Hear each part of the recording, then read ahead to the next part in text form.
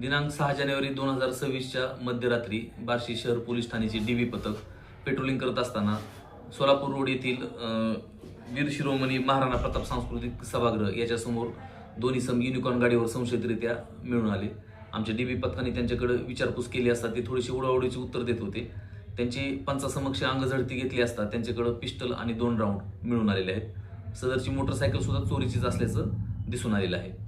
तर ही कामगिरी माननीय पोलीस अधीक्षक श्री अतुल कुलकर्णी सर, अपर पोलीस अधीक्षक Pritam Yawalkar sir, DYSP Shri Ashok Saykar sir यांच्या मार्गदर्शनाखाली आमच्या बार्शी शहर पोलीस ठाण्याचे पोलीस उपनिरीक्षक कुंजीर, पोलीस हवालदार माने, साठे, डबडे, उदार, मुठाळ, पवार, देशमुख, नितनाथ, जाधवर यांच्या पथकानं केलेली आहे.